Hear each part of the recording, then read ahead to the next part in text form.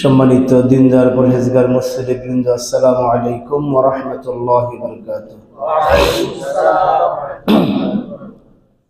মহান আল্লাহ সুবহানাহু ওয়া তাআলার দরবারে শুকরিয়া জানাচ্ছি যে রব্বুল আলামিন পবিত্র হারাম মাসের অর্থাৎ রজব মাসের আজকের দ্বিতীয় দিনে প্রথম জুমাতে আমাকে, আপনাকে, আমাদের সকলকে সালাতুল জুমা আদায় করার উদ্দেশ্যে যথাসময়ে আল্লাহ তাআলার ঘরে এসে বসার সুযোগ করে দিয়েছেন, তৌফিক দিয়েছেন।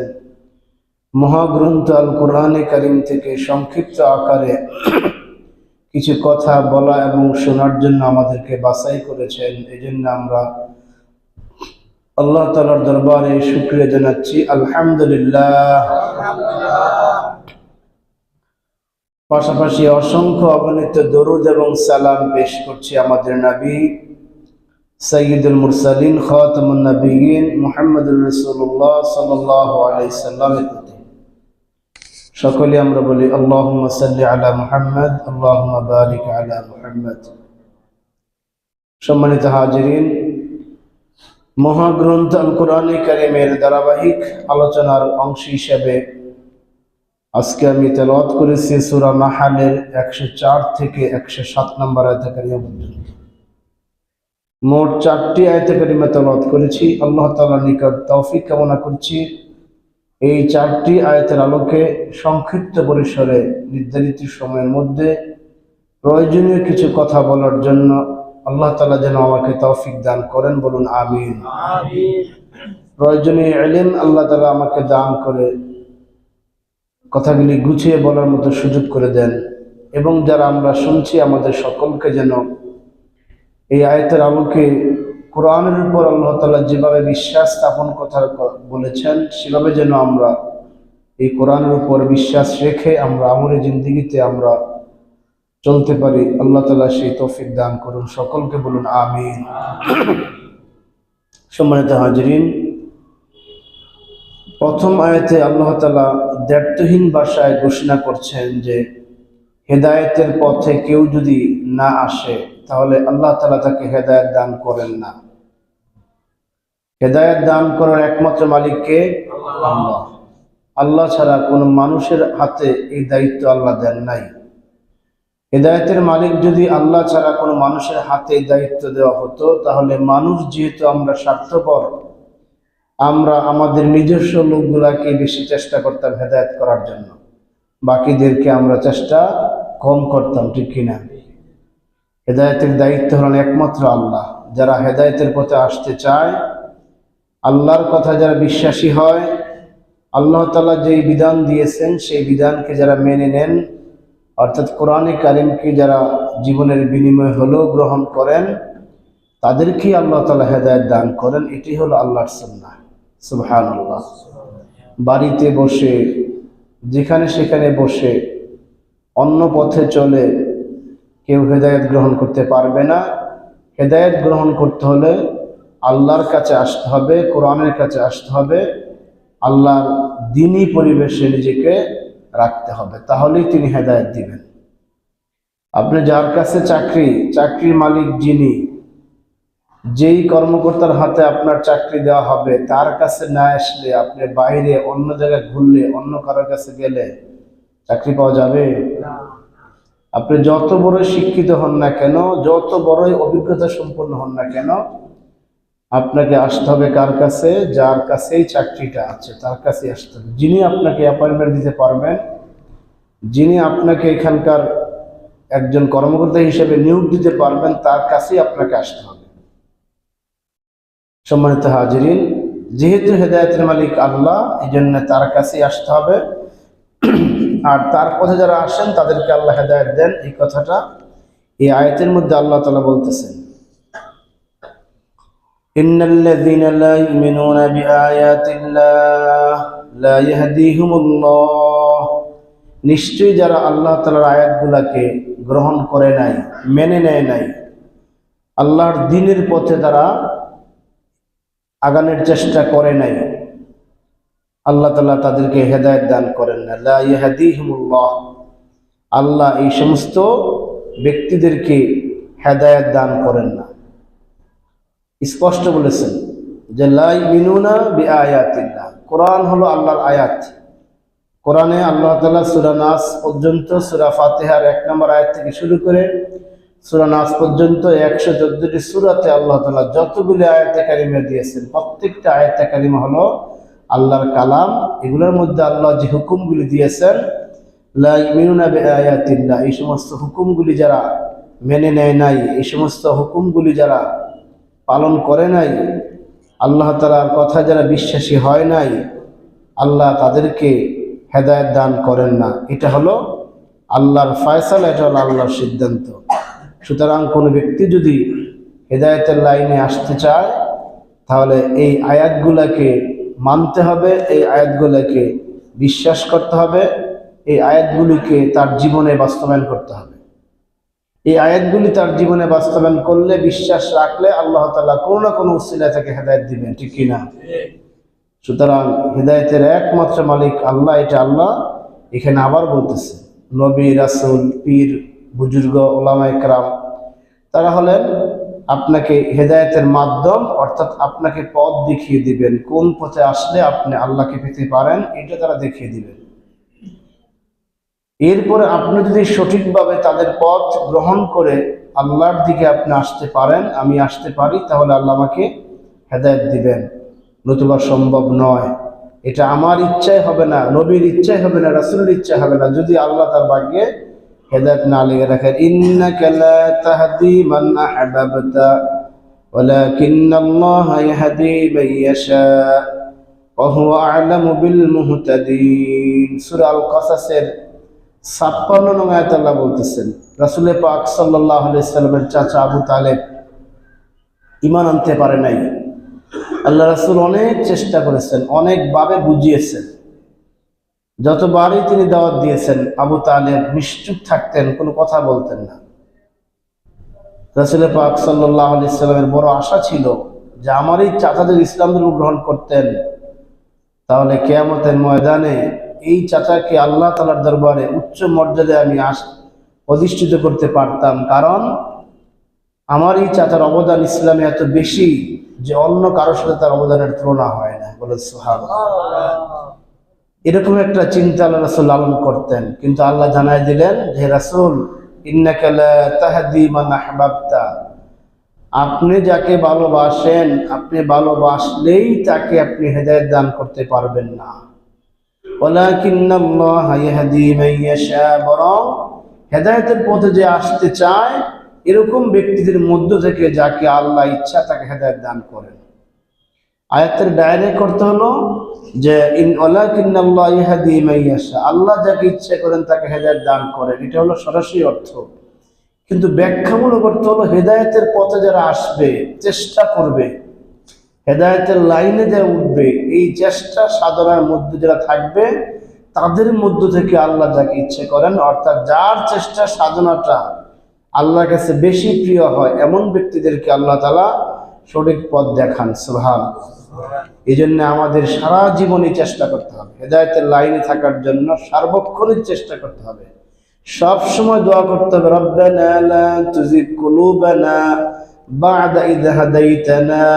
এই দোয়াটা বেশি বেশি করতে হবে, হাত তুললেই আল্লাহর কাছে দোয়া করতে হবে, সুযোগ পাইলেই দোয়া করতে হবে, রব্বানা লা তুজিগ কুলুবানা বা'দা ইয হাদাইতানা। হে আল্লাহ, আমাকে যখন হেদায়েত দান করেছো, এই হেদায়েত দান করার পর আমার অন্তরটাকে তুমি আর অন্যদিকে ঘুরিয়ে নিও না, অন্তরটাকে আর তুমি বাঁকা করিও না। বলেন আমিন। এই দোয়া বেশি বেশি করতে হবে, কারণ শয়তান সব সময় তৎপর আছে আপনাকে আমাকে পদস্খলন ঘটাবার জন্য। একটা মুহূর্তের জন্য সে বসে নাই, বরং যারা আপনারা আল্লাহওয়ালা, মসজিদমুখী, আল্লাহর বিধানকে আপনারা পালন করার চেষ্টা করছেন, হেদায়েতের লাইনে আছেন, তাদের পিছনে শয়তানের তৎপরতা অনেক অনেক বেশি থাকে, ঠিক কিনা? কারণ যাকে শয়তান একবার গোমরাহি করে ফেলেছে, তার কাছে আর যাওয়ার দরকার নাই। তার নফসটা, তার আত্মাটা শয়তানের আত্মায় পরিপূর্ণ হয়েছে, সুতরাং সে নতুন করে তাকে আবার তার পিছনে শয়তানের মেহনত করার কোনো প্রয়োজন নাই। বরং শয়তান মেহনত করে ওই সমস্ত ব্যক্তিদের পক্ষে, ওই সমস্ত ব্যক্তিদের পিছনে মেহনত করে যারা সব সময় আল্লাহর বিধান চলার চেষ্টা করেন। সুযোগ পেলেই তাদেরকে বদস্খলন করাবার জন্য শয়তান তৎপর থাকে। এই জন্য সবসময় দোয়া হলো রব্বানা লা তুযিগ কুলুবানা বা'দা ইয হাদাইতানা, হে আল্লাহ আমাকে হেদায়েত দান করার পর আমাকে আর গুমরাহির মধ্যে নিয়ে যেও না। ওয়া হুয়া আ'লামু বিল মুহতাদিন, আর আল্লাহ তাআলা ভালো জানেন কি হেদায়েত প্রাপ্ত, এটা একমাত্র আল্লাহ ভালো জানেন। আমি এখানে বয়ান করছি বলে আমি সবচেয়ে বুজুর্গ, আমি সবচেয়ে হেদায়েতওয়ালা, আর আপনারা নিচে বসে আছেন বলে আমার চাইতে আপনার ঈমান দম বা কম বা হেদায়েত প্রাপ্ত কম, এটা বলার এটা মাপার কোনো সুযোগ পৃথিবীতে নাই, আছে নাকি? নবী রাসূল সাহাবা একরাম এবং তাবেঈনরা ছাড়া আর কেউ এই কথা বলতে পারবে না যে অমুক বেশি হেদায়েত প্রাপ্ত অমুক হেদায়েত কম প্রাপ্ত, এটা বলার কোনো সুযোগ নাই। আমাদের দেশে অনেকে আছে নিজদেরকে আহলে হক দাবি করে থাকেন, অন্যদেরকে তাদেরকে ভ্রান্ত মনে করে থাকেন, এটা মোটেও উচিত নয়। কারণ ওয়াহু আ'লামু বিল মুহতাদিন, আল্লাহ ভালো জানেন কে হেদায়েত প্রাপ্ত। সূরা জুমারের 23 নং আয়াতে আল্লাহ তাআলা এই আয়াতের ব্যাখ্যা স্পষ্ট করেছেন কাদের ভিতরে হেদায়েত আছে এটা দুনিয়াতে একটু প্রমাণ পাওয়ার জন্য। আমরা এখানে মানুষ 1-150 লোক যাই আছে, 2-250-5,000 লোক যাই আছে না কেন, এই সমস্ত মানুষের মধ্যে কাদের ভিতরে হেদায়েতটা আছে এটার একটু সিমটম আল্লাহ তাআলা সূরা জুমারের 23 নম্বর আয়াতে আল্লাহ বলতেছেন আল্লাহু নাযালা হাসানাল হাদিসি কিতাবাম মুতাশাবিহা।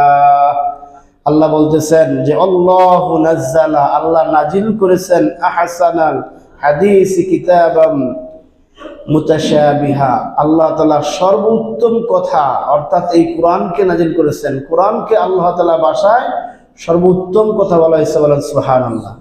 এই কোরআনে যত কথা আছে এর চাইতে উত্তম কথা, এর চাইতে সুন্দর কথা, এর চাইতে উত্তম কাহিনী কোরআন ছাড়া পৃথিবীতে অন্য যত গ্রন্থের মধ্যে রয়েছে এগুলা এর চাইতে উত্তম নয়, এটা বিশ্বাস রাখতে হবে। আল্লাহর ভাষায় আল্লাহু নাযালা আহসানাল হাদিসি কিতাবাম মুতাশাবিহাম মাসানি, আল্লাহ বলেন এই কোরআন হলো একটা উত্তম বাণী, এর বিষয়বস্তুগুলি পারস্পরিক একটা বিষয়ের সাথে আরেকটা বিষয়ের পুরোপুরি সম্পর্ক আছে এবং সামঞ্জস্যপূর্ণ আছে, বলেন সুবহানাল্লাহ। মুতাশাবিহ হলো একটা বাণীর সাথে আরেকটা বাণীর সম্পর্ক, একটা আয়াতের সাথে আরেকটা আয়াতের সম্পর্ক, একটা সূরার সাথে আরেকটা সূরার সম্পর্ক। এই 114টা সূরার মাঝামাঝি প্রত্যেকটা সূরার সাথে আরেকটা সূরার সুন্দর একটা সম্পর্ক রয়েছে, বলেন সুবহানাল্লাহ। সূরা বাকারা আল্লাহ তাআলা যেই সমস্ত আয়াত বিধান দিয়ে শেষ করেছেন, সূরা আল ইমরান ওই সমস্ত আয়াত বিধান দিয়ে শুরু করেছেন। আবার সূরা আল ইমরান আল্লাহ তাআলা যে সমস্ত বিষয় দিয়ে শেষ করেছেন, সূরা নিসা ওই বিধান দিয়ে শুরু করেছেন, বলেন সুবহানাল্লাহ। আবার সূরা নিসা যেই আলোচনা দিয়ে শেষ করেছেন, সূরা মায়েদা আল্লাহ তাআলা ওই আলোচনা দিয়া শুরু করেছেন। এটা হলো মুতাশাবিহা, এক আয়াতের ব্যাখ্যা অন্য আয়াত দ্বারা করা হয়েছে, একটা আয়াতের সাথে অন্য আয়াতের সাথে কোনো বিরোধপূর্ণ সম্পর্ক নাই। একবারে সূরা ফাতিহা থেকে শেষ করে সূরা নাস পর্যন্ত এই সমস্ত আয়াতের মধ্যে একটা আয়াতের সাথে অন্য একটা আয়াতের সাংঘর্ষিক এটা পাওয়া যায় না। এই জন্য এটা হলো সবচেয়ে উত্তম কথা, বলেন সুবহানাল্লাহ। এটা রাসূলও বলেছেন, এটা আল্লাহ তাআলা নিজে বলেছেন এর উত্তম কথা। তাকশাইরু মিনহু জুলুদুল্লাযীনা ইয়াখশাউনা রাব্বাহুম সুম্মা তালিনু জুলুদুহুম ওয়া কুলুবুহুম ইলা যিকরিল্লাহ ইলা যিকরা। আল্লাহ তাআলা বলতেছেন এই কোরআন যখন তাদের সামনে তেলাওয়াত করা হয়, এই সমস্ত কোরআন যখন তাদের সাথে বর্ণনা করা হয়, তখন এই কোরআনের আয়াতগুলি তাদের সামনে আসলে, কোরআনের বিধানগুলি তাদের সামনে আসলে তাদের শরীরের যেই পশমগুলি আছে সেগুলো এক একটা পশম পেরেকের মতো দাঁড়িয়ে যায়, বলেন সুবহানাল্লাহ। কাদের?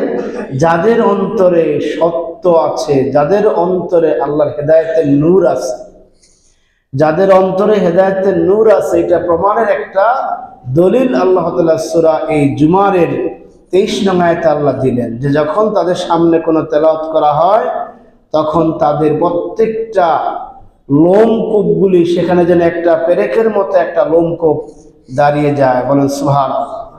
তারা সেই যখন কোনো ভয়ের আয়াত আসে তখন সেই ভয়ের কারণে তাদের চোখ দিয়ে পানি বের হয়ে আসে, সুবহানাল্লাহ। যখন কোন আশা আকাঙ্ক্ষার আয়াত আসে তখন আনন্দে তারা চোখের পানি ফেলে দেন, নামাজের মধ্যে তারা কেঁদে দেন। আমরা এরকম অনেক দেখি আরব বিশ্বে যারা নামাজ পড়েন, ইমাম সাহেব সহ মুসল্লি সহ সবার মধ্যে একটা কান্নার রোল বিরাজমান থাকে, ঠিক কিনা? এরকম দেখি কেন? এই সূরা 23 নং আয়াত আল্লাহ বলতেছেন ঈমানদারদের বৈশিষ্ট্য হলো তাদের সামনে এই আয়াতগুলো তেলাওয়াত করলে ওদের অন্তরের এই তাকশাইরু মিনহু জুলুদুল্লাযিনা ইয়াখশাউনা রাব্বাহুম, রবের ভয়ে তাদের চামড়ার যে লোমকূপগুলি আছে সেই সবগুলি দাঁড়িয়ে যায়, তাদের চোখ দিয়ে পানি বের হয়ে আসে। বলেন সুবহানাল্লাহ। আসমা বিনত আবু বকর রাদিয়াল্লাহু তাআলা আনহা তিনি বলেন যে রাসূল পাক সাল্লাল্লাহু আলাইহি সাল্লামের সাহাবীদের অবস্থা এমন ছিল, যখন তাদের সামনে এই আয়াতগুলি তেলাওয়াত করা হতো তখন তাদের চক্ষু দিয়ে পানি বের হতো, প্রত্যেকে তার আল্লাহর ভয়ে তারা কাঁদতেন, তাদের দেহটা কেঁপে যাইতে। বলে সুবহানাল্লাহ। যেটা সূরা আনফাল আল্লাহ বলতেছেন ওয়াইযা তুলিয়াত আলাইহিম আয়াতুহু যাদাতুহুম ঈমানা। সূরা আনফাল আল্লাহ তাআলা 2 নং আয়াতে কথা বলেছেন যে মুমিন ব্যক্তিদের বৈশিষ্ট্য এটি হবে, যখন তাদের সামনে আল্লাহর বিধানগুলি আসবে ওই বিধানটা পালন করার জন্য, যখন আল্লাহর সামনে তাদের কোরআন আল্লাহর আয়াতগুলি তেলাওয়াত করা হবে তাদের সামনে, যাদাতুহুম ঈমানা, তখন তাদের ঈমানটা বেড়ে যায়। আর ঈমানটা বেড়ে যাওয়ার লক্ষণ হলো তাদের শরীরের পশমগুলি দাঁড়িয়ে যাবে, চোখ দিয়ে পানি হয়ে যাবে, পানি বের হবে, তারা বেহুশ হয়ে যায়। বলেন সুবহানাল্লাহ।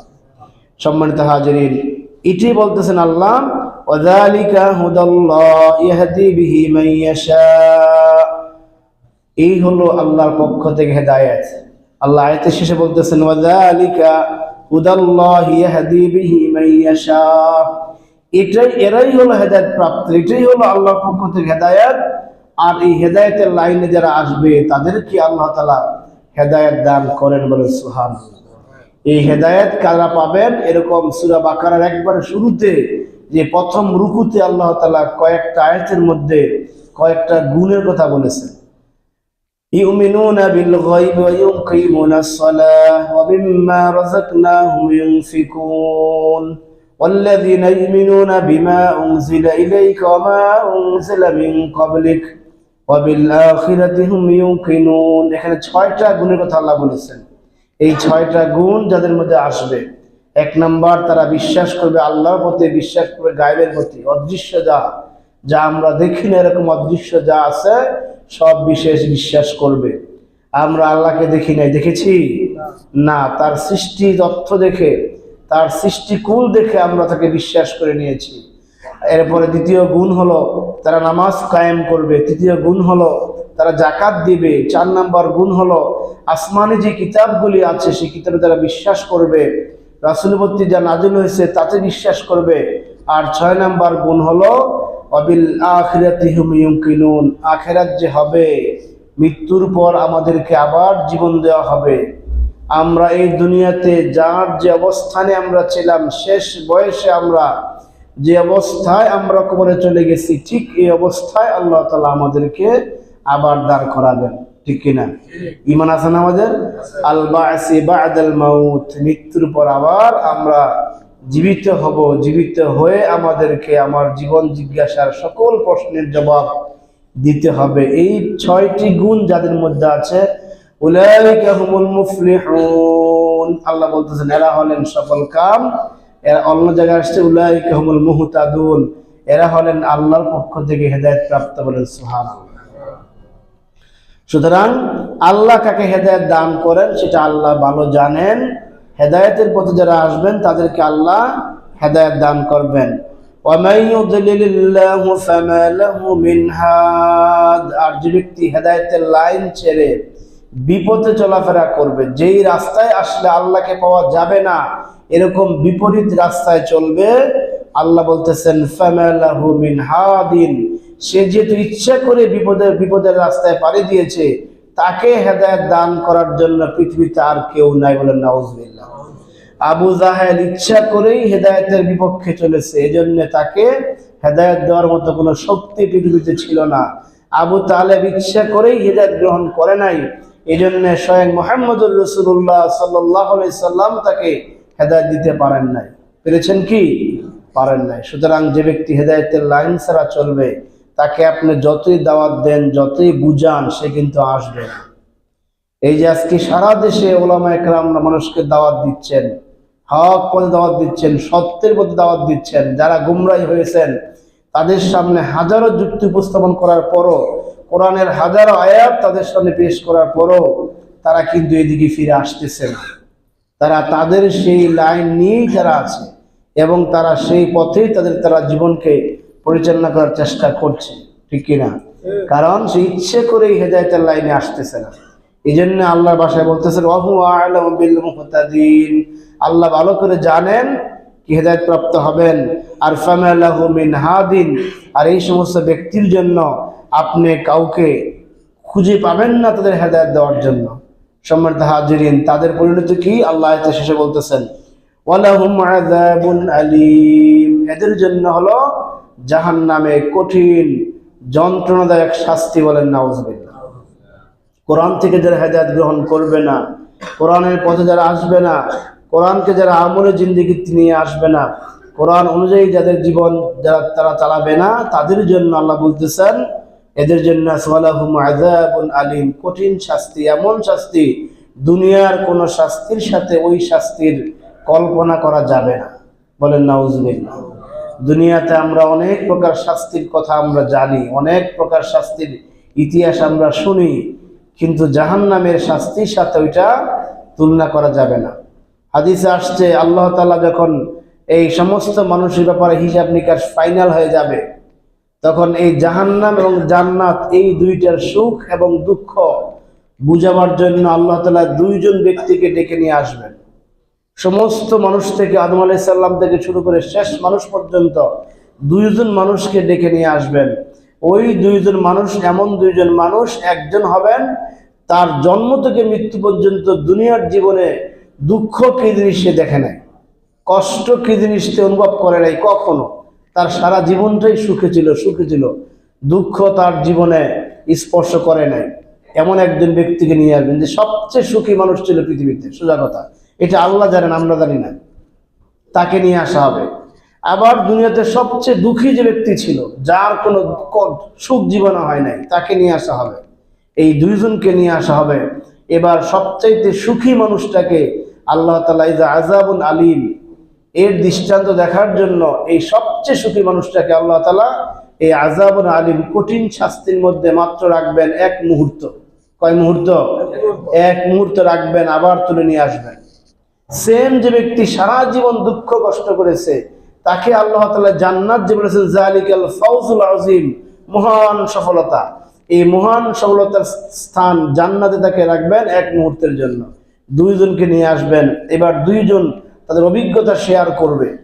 যে ব্যক্তিকে এক মুহূর্তের জন্য জাহান্নামে রাখা হলো, যে ব্যক্তি সারা জীবনের সুখী ব্যক্তি ছিল, ওই ব্যক্তি আল্লাহর সামনে বলবে আল্লাহ আমার এই 70, 80, 90, 100 বছরের দুনিয়ার সমস্ত সুখ আমি এই জাহান্নামের এক মুহূর্তের আযাবে আমি সব ভুলে গিয়েছি। বলেন নাউযুবিল্লাহ।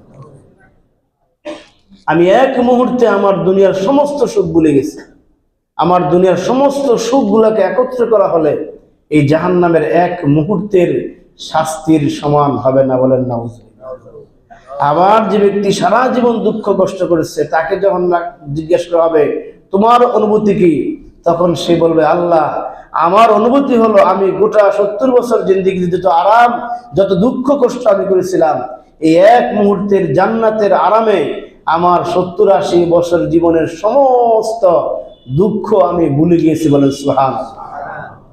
এই যালিকাল ফাওজুল আযীম হলো সেই জান্নাতে। আর ওয়ালাহুম আযাবুন আযীম অথবা ওয়ালাহুম আযাবুন আলীম, এটা হলো সেই জাহান্নামে। সম্মানিত হাজিরিন, এজন্য জাহান্নামের কঠিন আযাব থেকে যদি আমাদেরকে রক্ষা পেতে হয়, তাহলে কোরআনকে আমাদের জীবনের বিধান হিসেবে গ্রহণ করতে হবে, ঠিক কিনা? কোরআনকে মানতে হবে। আল্লাহ তাআলা এখানে যতগুলো আয়াত দিয়েছেন, যতগুলো বিধান দিয়েছেন, প্রত্যেকটা আয়াত এবং বিধানগুলিকে আমাদের জীবনে বাস্তবায়ন করতে হবে। আল্লাহ তাআলা আমাদের সবাইকে তৌফিক দান করুন, আমিন। পরবর্তী আয়াত 105 নং আয়াতে আল্লাহ বলছেন ইন্নামা ইফতারিল কাযিবাল্লাযীনা লা ইউমিনুনা বিআয়াতিল্লাহ ওয়া উলাইকা হুমুল কাযিবুন।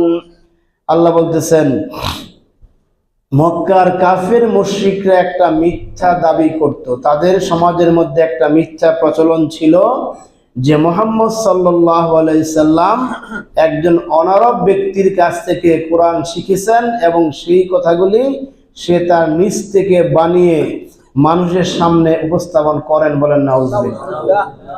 এটা তাদের একেবারে যত কাফের মুশরিক ছিল সকলেই তারা এক যুগে সিদ্ধান্ত নিয়েছে।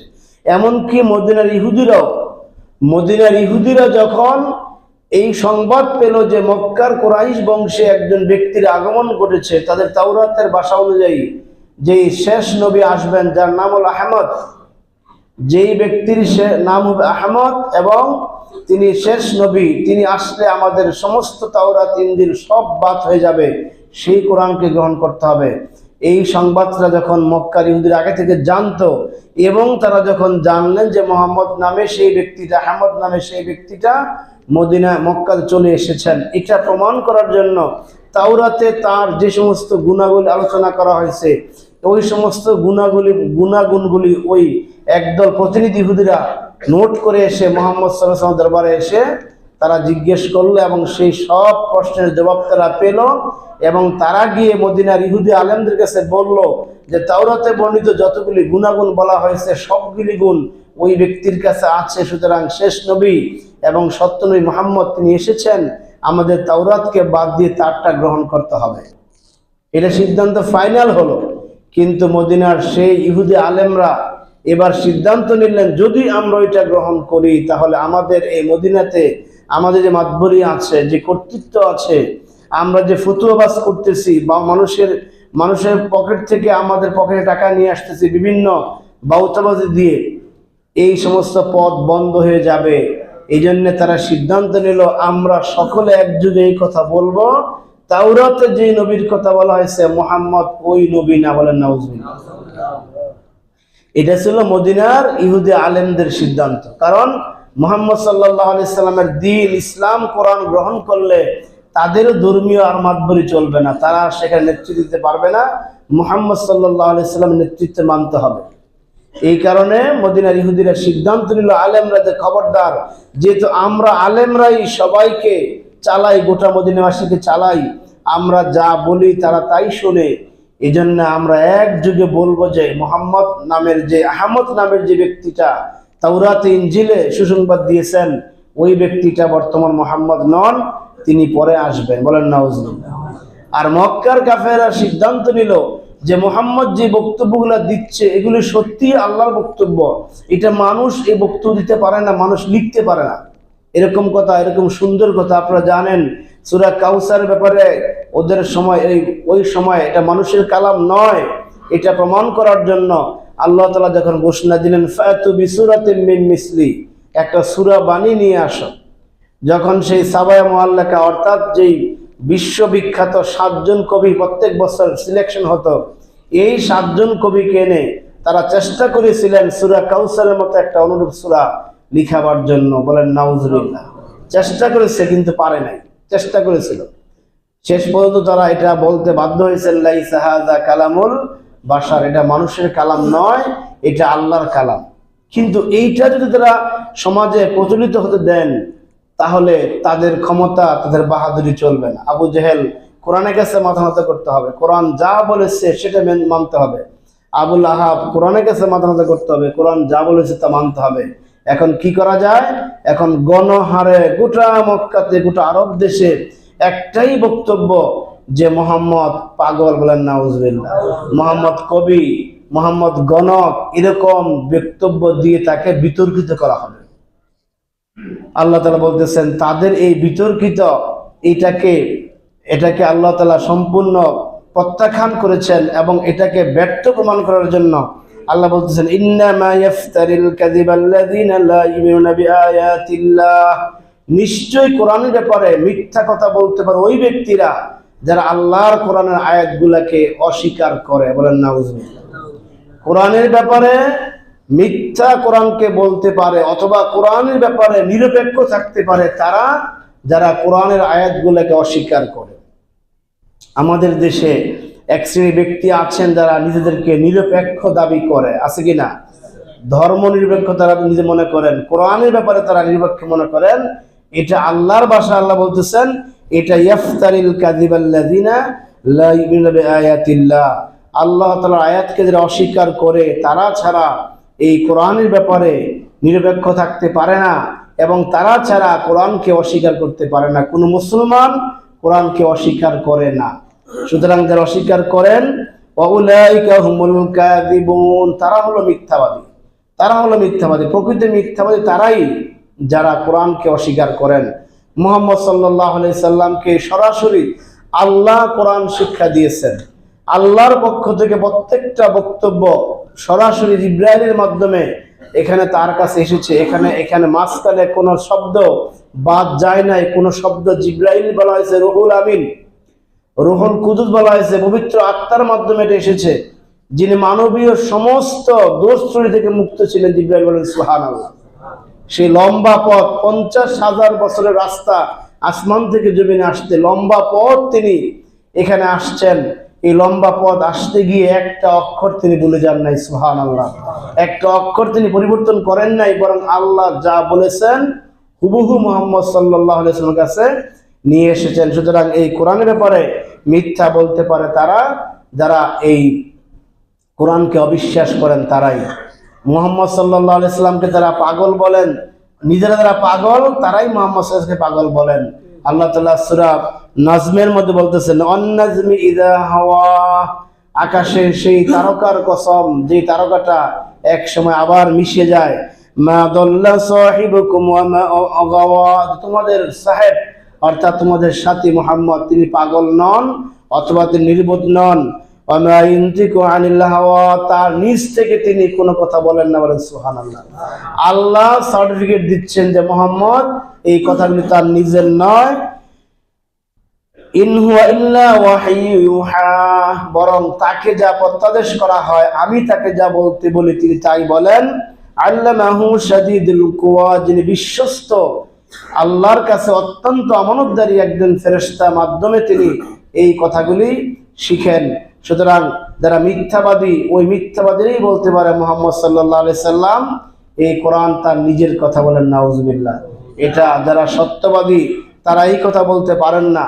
অথচ মুহাম্মদ সাল্লাল্লাহু আলাইহি সাল্লাম তাদের এই জমানায় সবচেয়ে সত্যবাদী ছিলেন, সবচেয়ে বড় জ্ঞানী ছিলেন, সবচেয়ে বড় ফায়সালাকারী তিনি ছিলেন। বলেন সুবহানাল্লাহ। মুহাম্মদ সাল্লাল্লাহু আলাইহি সাল্লাম নবুয়তের পূর্বে তারা তাদেরকে আলামিন উপাধি দিয়েছিলেন। আপনারা জানেন সেই ইতিহাস। মক্কাতে তৎকালীন সময়ে যখনই যত ঝামেলা হইতো, মারামারি হইতো, এই ফায়সালার জন্য সবাই মুহাম্মদ সাল্লাল্লাহু আলাইহি সাল্লামকে এক যুগে ফায়সালাকারী হিসাবে মানতেন। সুবহানাল্লাহ। আপনারা জানেন প্রথমে যখন রোম সাম্রাজ্যে কিছু মুসলমান তাদেরকে দাওয়াত দেওয়ার জন্য বা হিজরত করার জন্য যখন কিছু মুসলমান সেখানে গেলেন, মুসলমানরা রোম সম্রাটের কাছে গিয়ে অত্যন্ত সম্মানের পাত্র হলেন এবং তারা তাদেরকে সম্মান করলেন। ওই রোমের সম্রাট হিরাক্লিস তিনিও মুসলমানদেরকে যথেষ্ট আদর আপ্যায়ন করলেন। ঠিক এই খবর যখন মক্কার কাফিরদের কাছে আসলো, তখন আবু সুফিয়ান ইসলাম ধর্ম তখনও গ্রহণ করেন নাই। আবু সুফিয়ান ইসলাম ধর্ম গ্রহণ করেছেন মক্কা বিজয়ের পর। এই আবু সুফিয়ান তৎকালীন তখন কাফির ছিলেন। ওই অবস্থায় তিনি এই হিরাক্লিয়াসকে এই মুসলমানদেরকে ফিরিয়ে দেওয়ার জন্য সেখানে গিয়ে বললেন যে সম্রাট, এই ব্যক্তিগুলি আমাদের দেশের অবাধ্য, এই ব্যক্তিগুলি মিথ্যাবাদী, এই ব্যক্তিগুলি এমন একজন ব্যক্তির পক্ষে আমাদেরকে তার দিকে আহ্বান করেন যে ব্যক্তিটা মিথ্যাবাদী। বলেন নাউজুবিল্লাহ। এবার রোম সম্রাট তাকে অনেকগুলি প্রশ্ন করেছিলেন। এর মধ্যে একটা প্রশ্ন ছিল, তোমরা যে মুহাম্মদকে আজকে মিথ্যাবাদী বলছো, নবুয়ত প্রাপ্তির আগে এই মুহাম্মদ কি কখনো মিথ্যা কথা বলেছে? তখন আবু সুফিয়ান স্পষ্ট বললেন, না, নবুয়ত প্রাপ্তির আগে এই মুহাম্মদ কোনো মিথ্যা কথা বলে নাই। বলেন সুবহানাল্লাহ।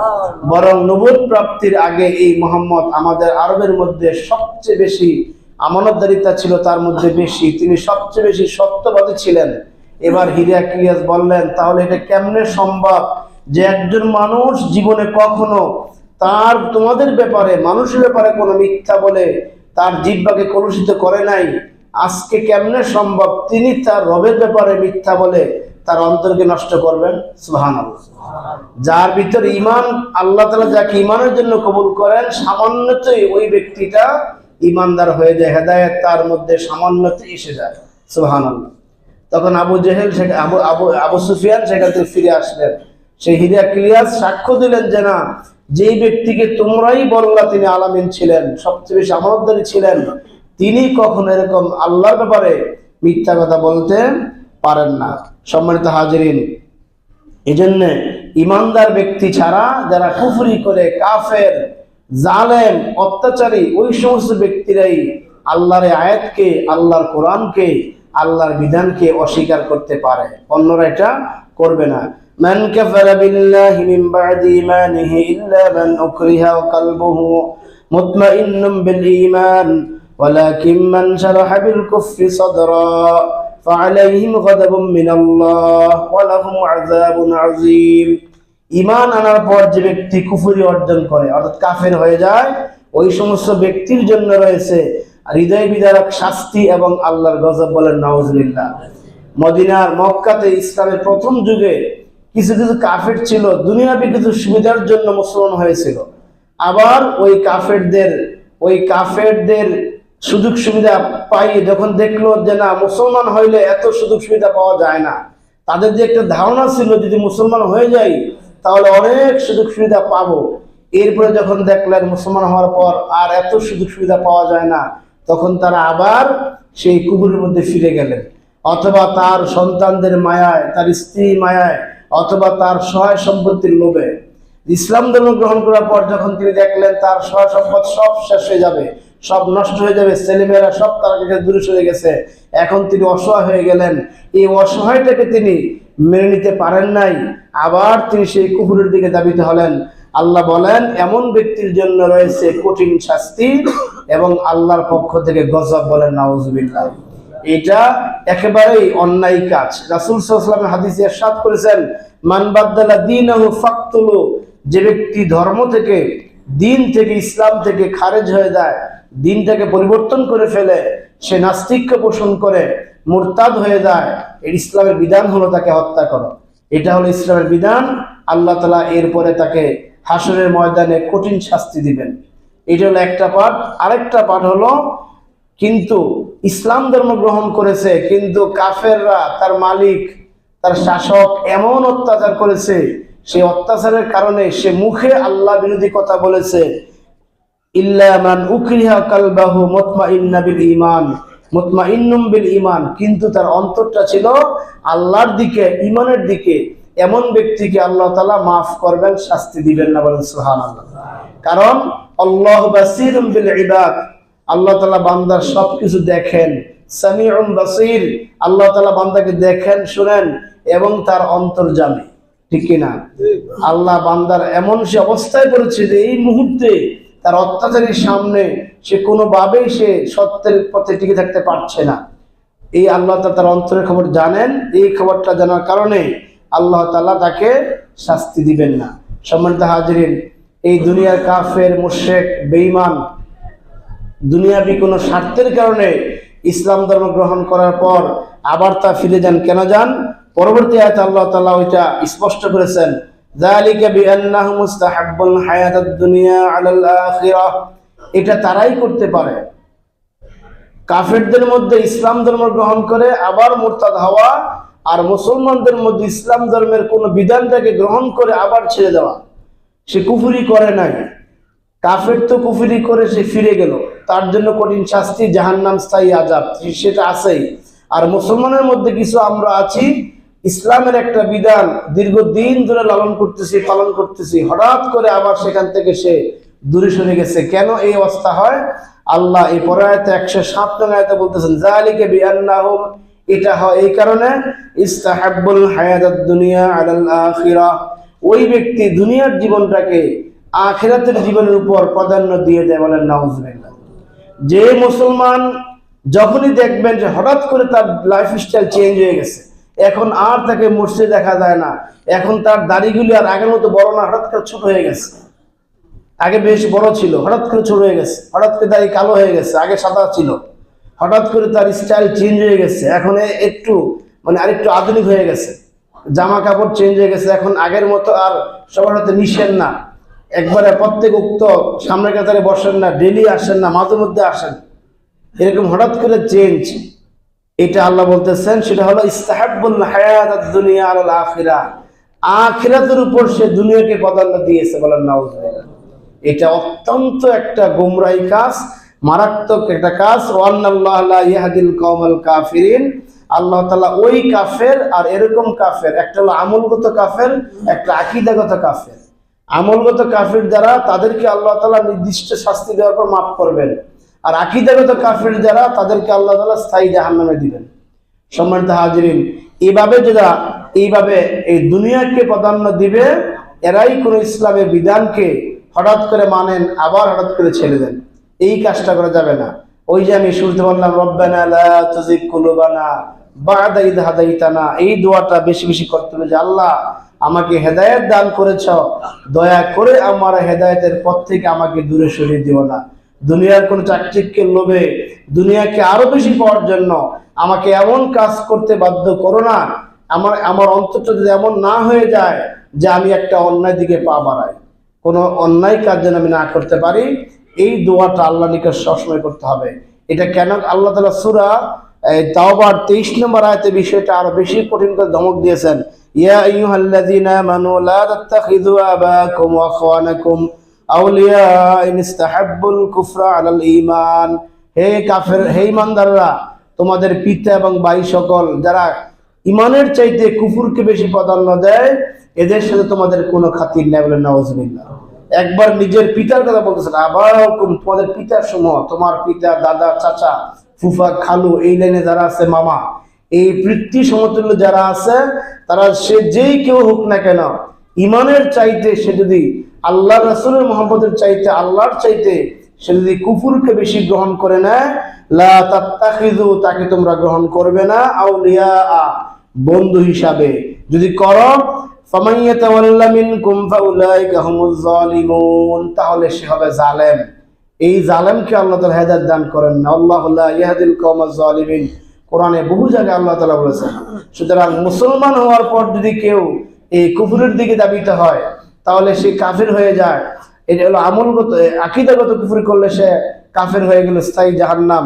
আর মুসলমান হওয়ার পর যদি সে আমলগত কুফরি করলো, তার চাকরি রক্ষার্থে নামাজ ছেড়ে দিল, চাকরি রক্ষার্থে বেপরদাগিরি করলো, চাকরি রক্ষার্থে, ব্যবসা রক্ষার্থে আরো অবৈধ কিছু গ্রহণ করলো, এই সমস্ত দিকে তার সম্পর্ক হলে আল্লাহ বলেন তুমি হবে জালেম, অত্যাচারী হবে, তুমি হবে ফাসেক। আর আল্লাহ তাআলা ফাসেককে ভালোবাসেন না, জালেমকে আল্লাহ ভালোবাসেন না। এগুলি হওয়া যাবে না। এজন্য রাসূল বলেছেন, কুনু মিন আবনাইকুমুল আখিরাহ, তোমরা সকলেই আখিরাতের সন্তান হও, বলেন সুবহানাল্লাহ। ওয়ালা তাকুন মিন আবনাইদ দুনিয়া, দুনিয়ার সন্তান হয় না, অর্থাৎ দুনিয়ার পিছে, দুনিয়ার মোহে তোমরা আর বেশি লেগে থাকো না। জেনে রাখো, মান আহাব্বা দুনিয়া, যে ব্যক্তি দুনিয়াকে বেশি মহব্বত করবে, আদররা বিহি আখিরা, এই মহব্বতের কারণে তার আখিরাতে ক্ষতিগ্রস্ত হবে। একজন ব্যক্তি যত বেশি দুনিয়ার ব্যস্ত থাকবে, তার কাছ থেকে আখিরাত তত বেশি দূরে সরে যাবে। আবার একজন ব্যক্তি, যে ব্যক্তি বেশি আখিরাতকে ভালোবাসবে, সাময়িকভাবে তার দুনিয়া ক্ষতি হতে পারে কিনা। যেমন আজান হয়ে গেছে, যারা আজানের সাথে সাথে মসজিদে চলে আসছেন, সারা বন্ধ হয়ে গেছে, দোকান বন্ধ হয়ে গেছে, সাময়িক কিছু বেচা কেনার ক্ষতি হলো, তার আখিরাতটাকে আল্লাহ তাআলা তাকে সুন্দর করে দিবেন। এভাবে দুনিয়ার সমস্ত যে সমস্ত বিধানগুলি, যে সমস্ত কাজগুলি আল্লাহর বিধান থেকে আমাদেরকে দূরে সরিয়ে রাখে, এরকম কাজ থেকে দূরে থাকতে হবে, আল্লাহর বিধানকে ধরতে হবে, তাহলেই আল্লাহ তাআলা আমাদেরকে হেদায়েত দান করবেন। আমরা দোয়া করি আল্লাহ তাআলা আমাদের সকলকে হেদায়েতের পথে আমৃত্যু টিকে থাকার তৌফিক দান করুন, আমিন। সম্মানিত হাজিরিন, আমাদের